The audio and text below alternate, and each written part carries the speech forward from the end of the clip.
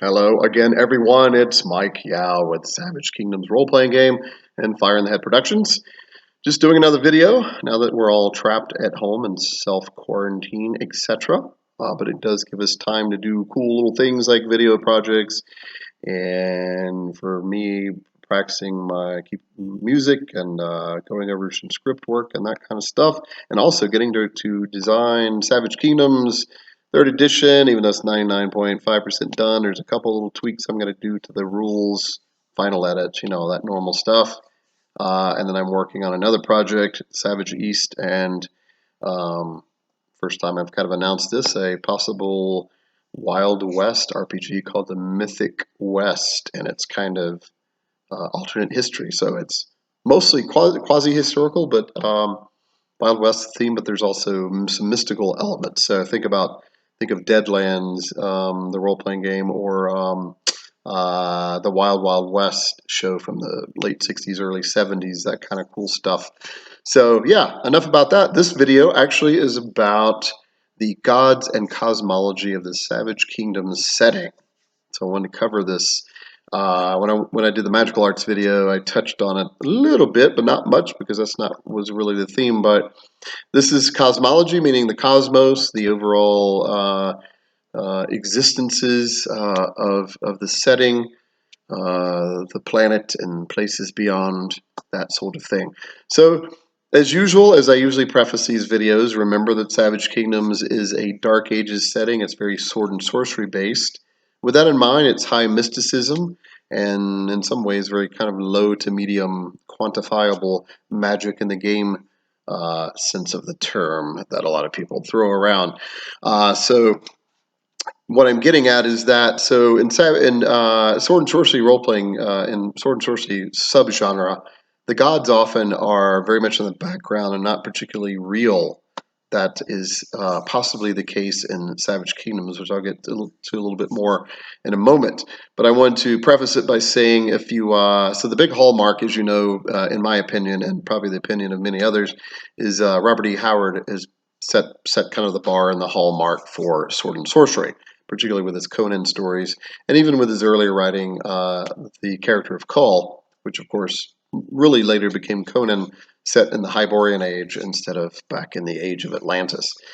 So that, in his writings, in particular, the gods, Conan mentions the gods, and there are other characters that mention gods named Mitra, etc. Conan particularly swears to Crom, and he doesn't believe Crom really exists. Well, actually, he believes that Crom might exist, but if you call upon Crom, if you pray, you show weakness, and Crom is just as likely to send you dooms and portents and curses and inflictions as he would help you out. So that's why he doesn't really. So that scene in Conan the Barbarian, the movie, is one of my favorite scenes where he goes, "Crom, I've never prayed to you before. I have no tongue for it." It's a cool scene, but the thing is, in the books, he actually would have never really prayed to Crom. Although I guess if he did, he would have kind of cursed him and been very intimidating like he does in that movie. But cool scene, but probably would have never really happened in these sagas, the original writings. So in that setting, the gods may or may not exist. Conan actually makes a friend of a priest, a Mitran priest, a priest of Mitra, one of the only sorcerers he really trusted, and who was a priest of Mitra, knew some sorcery, some magic, mostly protection magic, never really did anything ridiculous like summon demons or anything, which is why Conan more or less trusted him and didn't trust other sorcerers, particularly if they were Stygian or etc., priests of Set, etc. So, but even the character, I can't remember the character's name now, but I think it's from the Hour of the Dragon. But even the Mitran priest, it seems that he's not even particularly sure that Mitra really exists, but his belief in Mitra exists, and that's what really counts. So in the Savage Kingdoms role-playing game, because it is somewhat mostly sword and sorcery, I mean, it's not exactly, but that's kind of where it's couched. The gods may or may not exist as well. So if you read in the book about the gods in the Cosmology chapter in the third edition core rulebook and the previous two editions, you'll see that I leave it open whether the gods really exist or not. The important thing is, I think a lot of gamers forget, is not so much that the gods exist, but the belief in the gods exists. In other words, the priesthoods, the sects, the cults that support these gods, these deities, these divinities, or at least some recognition of force beyond the mortal world. That's where the real power is. It's not only social power, being a priest and having access to mysterious to the inner mysteries of the dogma of the sect, or having sorceress power. Because when you're in a secret sect like that, you have access to guarded secrets and forbidden knowledge, and some of that could be spells, as we call them, magical knowledge, things that you perform and chant, and miraculous things happen. Often dark and suspicious, which is why in sword and sorcery is typically very distrustful. People don't really trust it. So the term sorcery really is almost like a dark connotation. I know I covered that in another video about magical arts, but just to kind of throw it out there again, because it does sort of apply to the gods and divinity and the overall cosmology of the setting as well. So the gods may or may not exist. Again, doesn't really matter. The main thing is the power of the priesthood and those who believe in the gods, because believing very deeply in something can drive you. It drives your personality traits. It drives your motivations. Maybe your character's weaknesses and flaws might be based on. In fact, there is a religious flaw in Savage Kingdoms called weakness, called zealot. And heretic is another one. So zealot is, of course, you're particularly overzealous about a religion or about a belief in a deity. What was the other one I just said? Heretic. Heretic is you believe in something that's against the status quo of the culture that you're from, and you've been sort of branded a heretic, whether officially or unofficially. And there's some negative connotations if you interact with people of the established religion. So, all right. So the gods we've established may or may not be real, and they can be real. It depends on the game master. I left it open on purpose, mysteriously, because as a game designer and also a occasional dabbler writer of fantasy literature, but mostly as a consumer or reader of fantasy literature, I like when the setting is more open. So in some tabletop role-playing games, I think the mistake, well, I wouldn't say mistake, it's really just a matter of choice, is everything's quantifiable. Whenever you put stats to a god, game statistics, you're quantifying that deity. And you're also sort of cueing the players, because this happened back in first edition D&D, as a lot of us know. Once you quantify Thor with game statistics, or Zeus, or Athena, or whatever, you're now making it a cue to some particularly power gamers that, oh wow, that's if my character becomes powerful enough, I can challenge a god and perhaps defeat it in combat. To what end, I have no real idea other than being cool. So if you don't quantify the gods, particularly give game stats to that, even if they do, you say they do exist in your setting, even if you're running Savage Kingdoms and you make the choice yourself that the gods exist, don't put game statistics to them, because there's no reason. They're just beyond that. There's just assume that if a mortal were to somehow challenge the avatar, the physical body of a deity, just assume it's not going to go well for the mortal. I mean, there's just no reason, and it makes things less mysterious. The gods should be beyond mysterious, and no one really should know whether they're real or not. Again, it's mostly the belief. It's the psychological and spiritual belief in that divinity is what really matters. Okay, so having that established, I wanted to go into some of the gods of Savage Kingdoms somewhat more specifically, starting with the north. I'll go from north to south. So the northern gods, the gods of the Volcar, the Volcari, and the Draken people, who now have become the Norish, the people of Norland, and the people of Scathia in the west.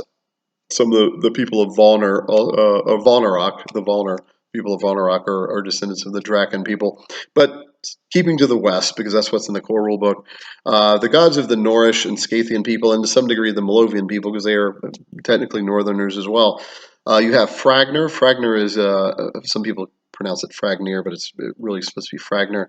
Fragner is the god of war and the sea and luck and chaos, which is really embodies a lot of the Northmen or Viking world and Savage Kingdoms. Then you have in Melovia, actually, the chief god is not Fragner, it's actually Andorok. Andorok is a god of death and undeath and winter, and he's associated with ravens and wolves, which are highly associated with death, but also with winter, and also with transition. So the Melovians in particularly believe that a lot of them are, particularly the nobles, are obsessed with immortality, and that's kind of why they worship Andorok. So because he's a fairly dark god. I wouldn't say evil. I think that's just too much of a flippant throwaway to call him evil, because evil. The traditional sense of evil means the root word is mal in Latin, meaning bad. It's like meaning that it has no gain to it. There's no good in it, literally no benefit to it.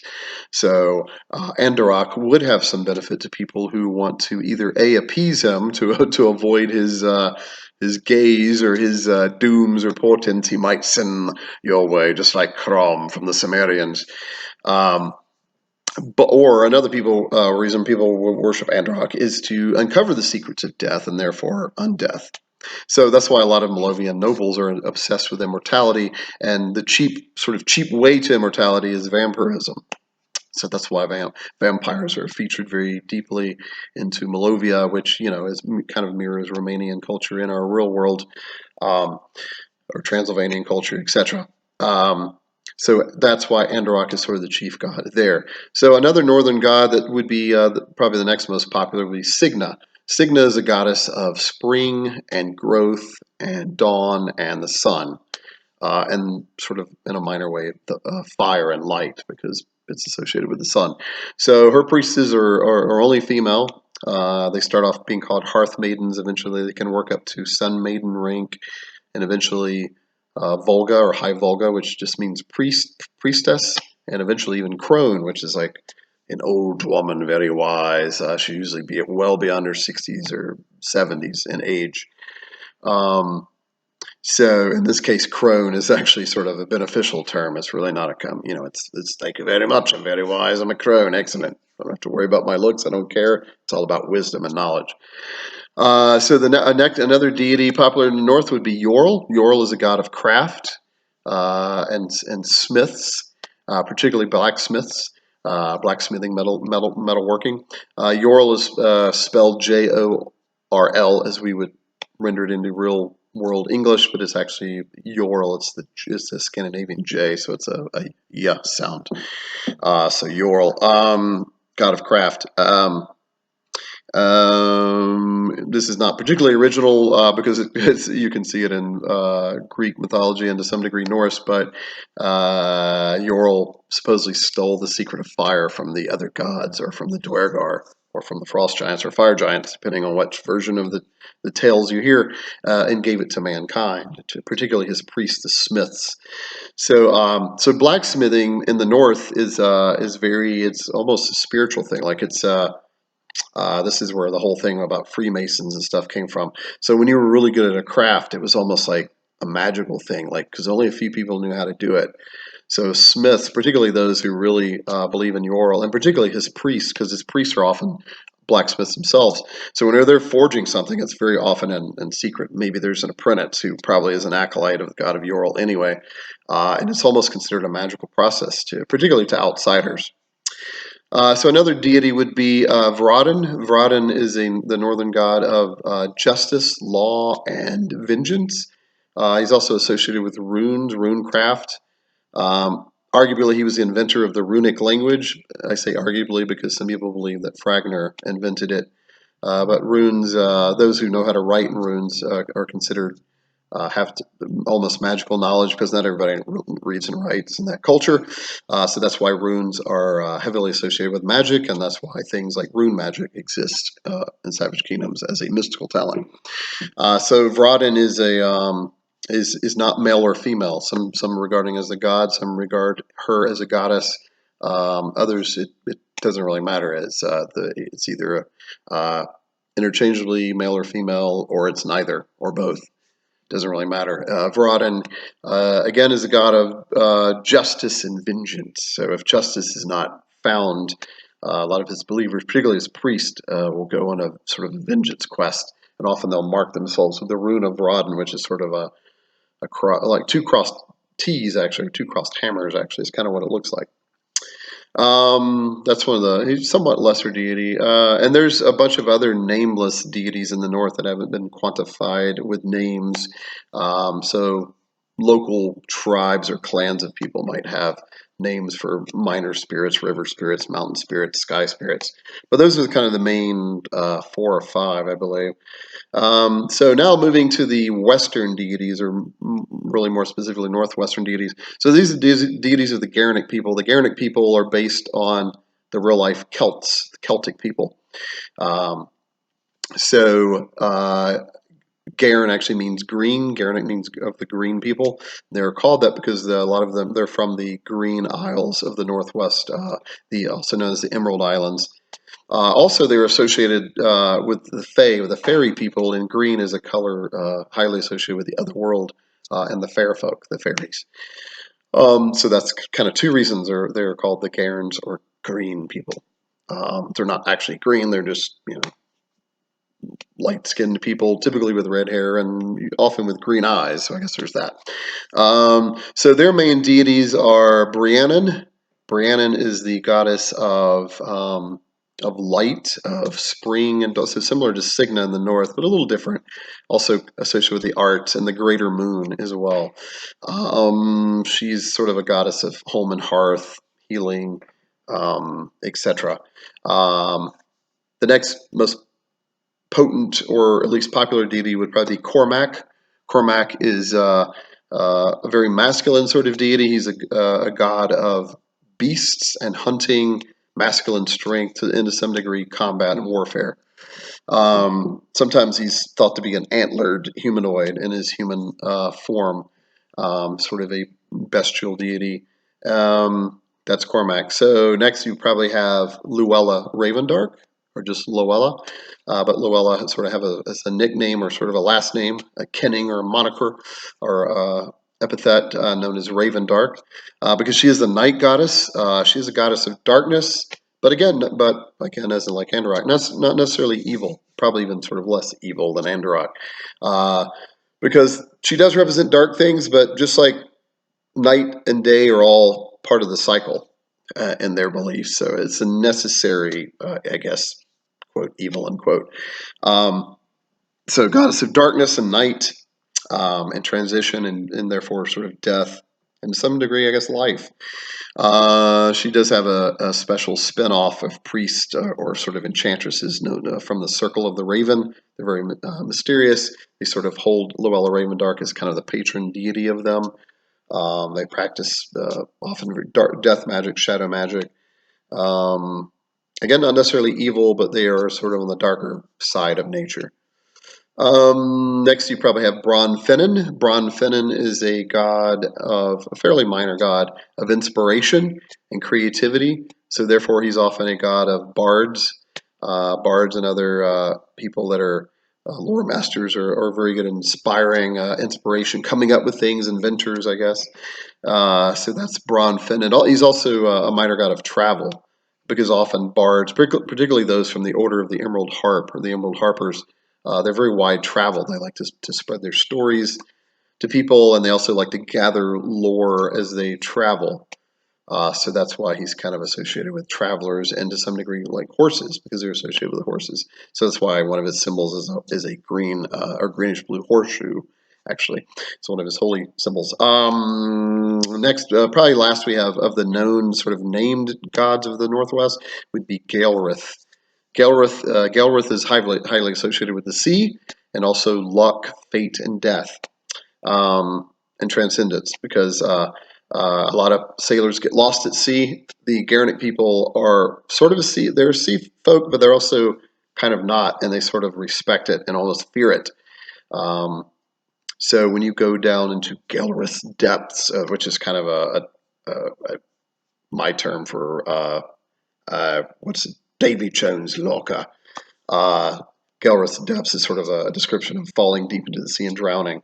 But not every sailor drowns. There are stories that because water is highly associated with the otherworld, that some people through water, through pools of water, or even through deep parts of the sea, they can actually find gates into the otherworld. So that's why the sea is kind of also heavily associated with the otherworld and fairies and the fae and fair folk. And that's why also she's kind of a goddess of transcendence, because through death you can find life, perhaps in the other world. But mostly she's a goddess to be sort of worshipped out of appeasement, because she's also loosely associated with storms and tempests, particularly that happen at sea. So now all of these deities don't have their own priesthoods, particularly except for Lowell or Ravendark. Now there might be little tiny splinter groups that become sort of its own thing, but that would be considered a cult, which I'll get to in a second. So the main priests of these gods are the Druids, or Druid priests, and that's a name that comes directly out of history and mythology, Celtic mythology or Celtic history. So the Druids or Druid priests in this setting are all representatives of these deities. Now each priest or priestess may claim to have a patron, like perhaps there's a druidess who is more into Briannon and less the other gods, but they're still really speakers and omen readers for all of those named gods, and even more.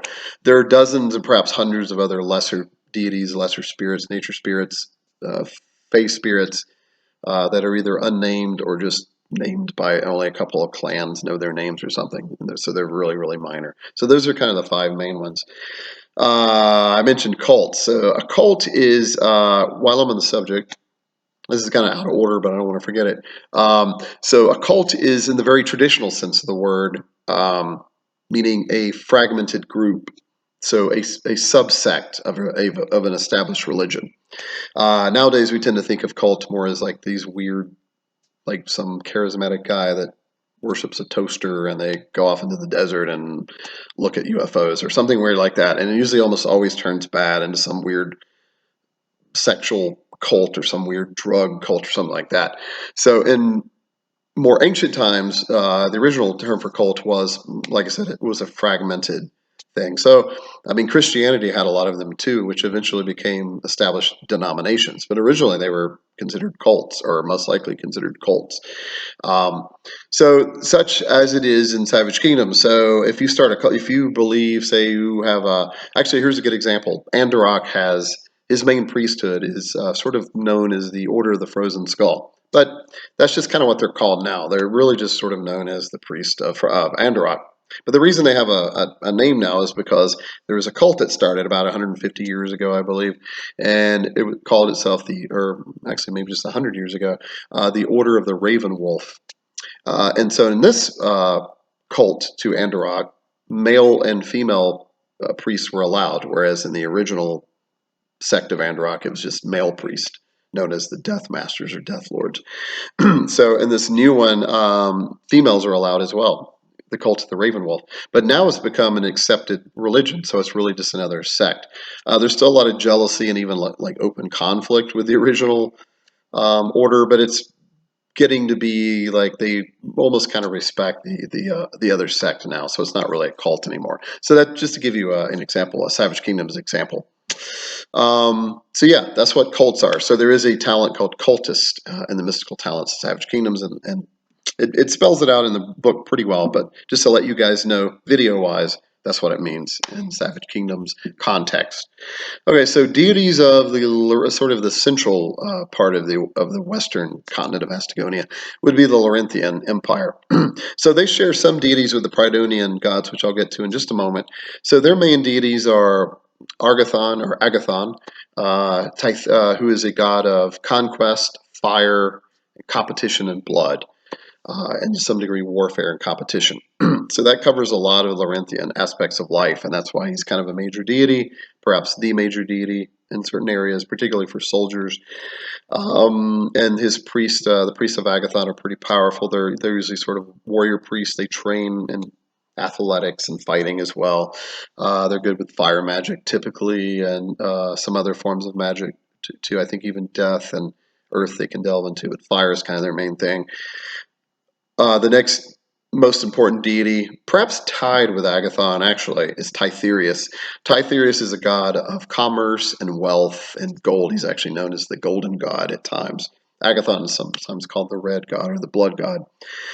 So Titherius' temples are very lavish, very opulent. His priests are allowed to gather, wear wealth openly if they want. It's not very monastic at all. His priests are often merchants or were once merchants. Um, so they're very good at commerce and wealth and appraising things. They're not particularly the greatest healers in the world, although they dabble at it. A lot of them don't even really know magic or sorcery. But the ones that do, it's typically shadow magic. I think earth magic as well is about all they have access to. So the next most popular deity would probably be Lucia. Lucia is a goddess of art, the arts. She's associated with the moons, particularly the greater moon. She's a very feminine deity, but not entirely. I mean, men worship her too. The arts, she's a goddess of seduction. Her priestesses are often temple dancers. They're trained in sort of acrobatics and dance that appeases her, but also gives them sort of side work sometimes in secular society. Uh, when they do learn magic at all, and actually often a lot of them do shadow magic, like they're very good at beguile, mind magic, beguiling people, charming people, that sort of thing, reading minds, sending mental messages. So particularly shadow magic, but also air magic. Pretty good with air magic too, because again, they associate with acrobatics. Next would be probably the next most popular deity would probably be um, Sardona. I think. Okay, well, actually, I'm going to go to the Pridonian gods because the rest of the Laurentian gods are similar or the same as the Laurentian gods. So, moving further south to like the Pridonian Isles, and the reason the Laurentians and Pridonians share a lot of the deities because historically Laurentians were Pridonians. They just sailed north and sort of founded this big city, this big port city called Laurentius, which sits on the mouth of a big river, but also on the seacoast. So in a really good area, kind of like almost like Constantinople or Istanbul in the real world.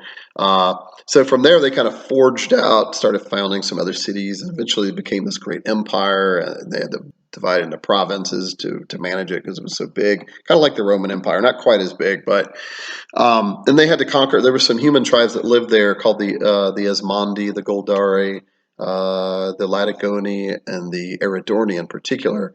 And these tribes were either subjugated or were killed outright because they opposed them. The Esmondi in particular were driven across the Blood Rock Mountains, and they founded the Kingdom of Esmondos. That's where the name comes from.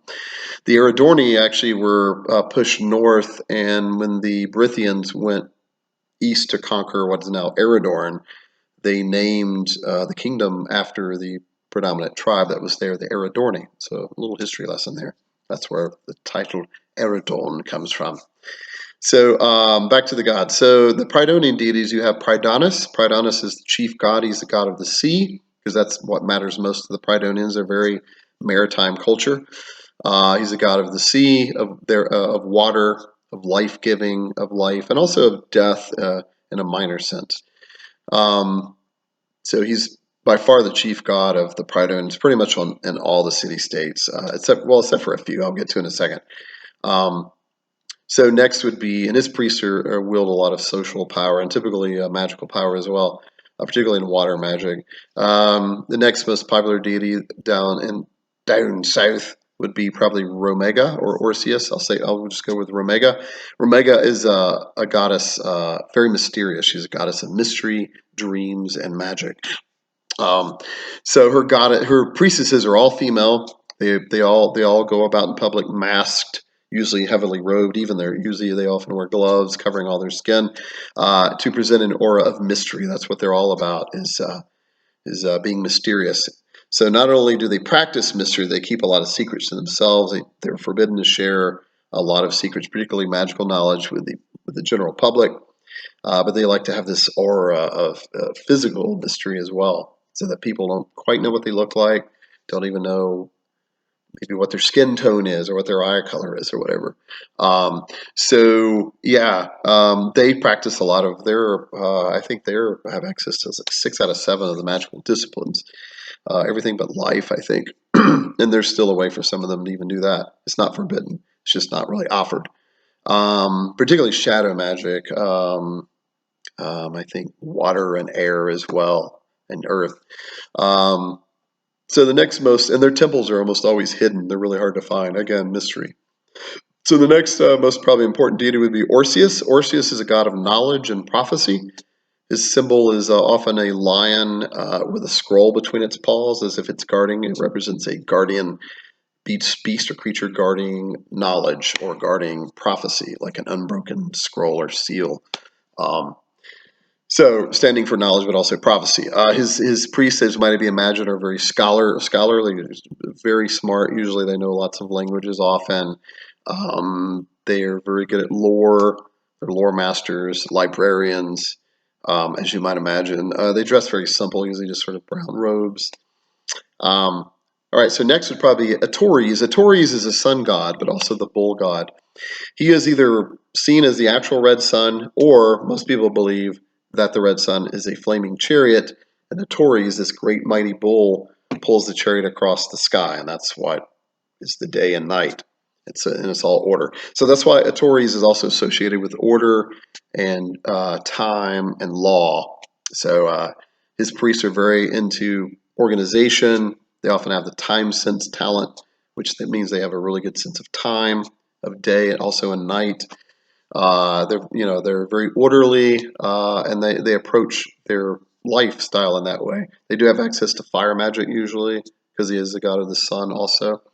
Tories was said to be the prize bull of Pridonis, the chief god of Rodon, the god of the sea.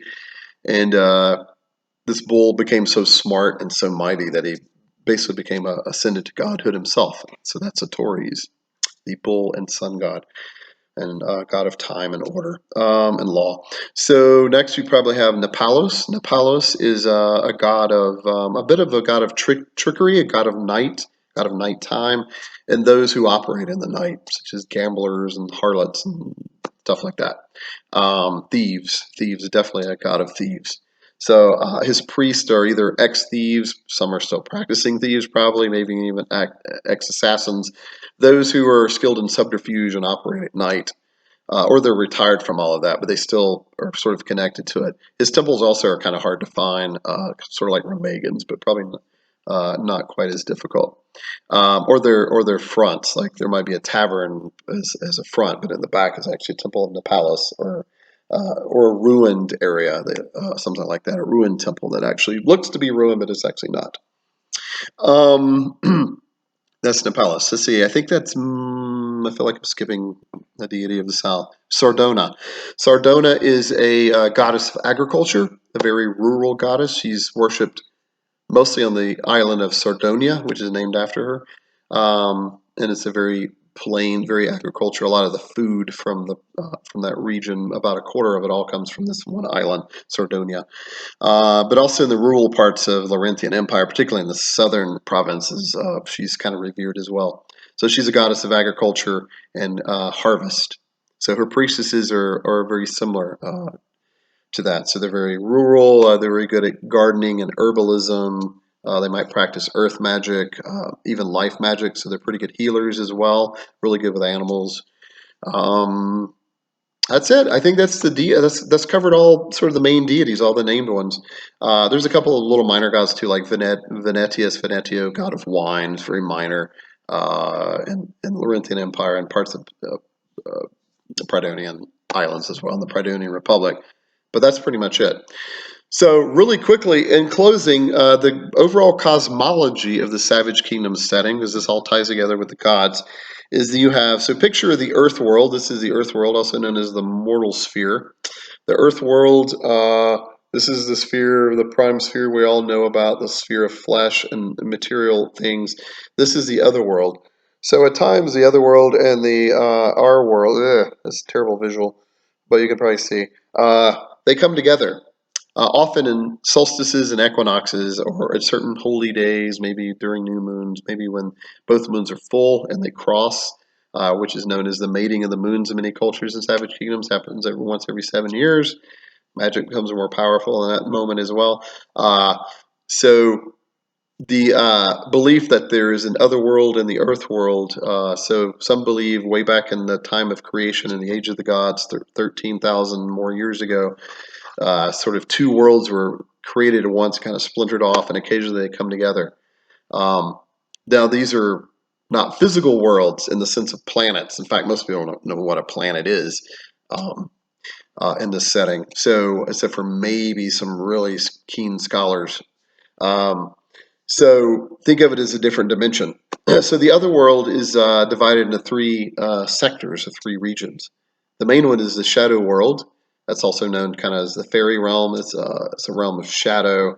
It's almost always dusk or dawn there. Um, it's rarely high and it's very really bright or really totally dark either. So it is literally the shadow world, but also in the sense that it's also known as the mirror world. So it kind of mirrors our world in a way, but it's just sort of different enough. And that's apparently where the She originally came from, and a lot of the Fae or fairy creatures. That's their plane of origin, or dimension of origin, or world of origin. Uh, the other region of the other world is the Nether World. The Nether World is also known as the Hell World, or just the Hells, or the Underworld, or the Underrealms. But it's mostly called the Nether World, and that's where demons dwell. Demons and horrible things. The only things that are truly, completely evil in the setting, because mortals really can't become completely evil. The only way to represent that is a weakness called tainted, and that means you went into a blighted area and almost physically became corrupted, but also you've probably trafficked with demons and probably done some really horrible stuff because of your taintedness. Uh, so these creatures, these nether beings, these demons are sort of pure, unadulterated evil. Um, and then you have, so even to dwell there, immortal to go there is in peril not only of their souls, but physically it can be bad. It's very toxic. Some regions are extremely hot, like furnaces and volcanoes. Other regions are ridiculously cold, colder than the most further glacial polar realm in the Earth world. So even if you were to find a gate, some way to get there, you would be in peril. So if the environment didn't kill you, then maybe some of the beings would. The smallest part of the world is called the Overworld, sometimes known as the celestial planes or celestial realms, or even the heavens or the heavenly paradise. But more commonly, it's known as the Overworld, and that's where angelic creatures live. Some believe the gods, if they exist at all, retreated to this area, and this is their place of origin as well, or perhaps used to live there, or perhaps only a few live there. Again, if they even exist at all. But mostly, it's a realm of these angelic beings. So, a quick history note, and you may already know this from Savage Kingdoms. Um, Angels and demons are from the original race. So in Judeo-Christian mythology and religion and history, in our real world, the demons. Some people in the book of Enoch, there was the Anunnaki, which a lot of people believe were extraterrestrial beings that were what we call demons and angels. So to continue on in that, so Lucifer rebelled against God and was ousted from heaven, and 1/3 of the angels rebelled also, followed Lucifer, and they were cast out as well. So they became demons in Judeo-Christian um, religion. So in Savage Kingdoms, it's actually reversed. The demons and angels are of the same powerful, sort of otherworldly race, but angels actually rebelled and decided to ascend. So 1/3 of the demonic host became angelic. So instead of being fallen, they actually ascended. They were tired of all the evil and corruption and lusting for flesh and temptation, all the terrible things they were not only doing themselves, but typically to mortals in the earth world. Um, so they decided to ascend, and they've become more moral, they've become more good. The only thing that's probably represents real good in the world would be an angelic being. But keep in mind, they're still powerful beings, they're still angels. So when you traffic with an angel, remember it's still from that race that the demons were. So they're most likely to be good and honorable to you, but they still probably want something. Remember, everything wants something. Maybe it's only to be recognized or worshipped. But so if you traffic with angels, still be prepared. It's still a potent being you're dealing with, and you should be respectful. So I think that's pretty much it. That's the cosmology. We're less than 40 minutes right now. Awesome. So just remember again the Earth world. It's not actually called Earth. There's not planet Earth. Savage Kingdoms is set probably somewhere else. I actually haven't quantified whether it's ancient Earth or not. I just leave that completely open. It's probably a different world sphere, but it might not be. Again, I leave that open. So the name of the Immortal Realm, or Earth world, where everything is material and flesh, um, and the four elements exist: air, earth, fire, and water. That's called the Earth world. Or to most people, the commoner, they don't know the difference. This is just the world. So to those, folklore suggests that there is something called the other world, and scholars and sorcerers definitely know it exists because shadow magic often is being pulled from the shadow world. Life magic is probably being pulled from the over. I say probably because, again, don't need to quantify it scientifically because then it's not really magical anymore. But probably comes from the other world or overworld, and death magic probably is mostly pulled from the nether world. So magic, air, earth, fire, and water magic is probably coming from the earth world because that's where the elements. So in Savage Kingdoms cosmology, there is no weird plane of earth or air or fire or water. It's from our world.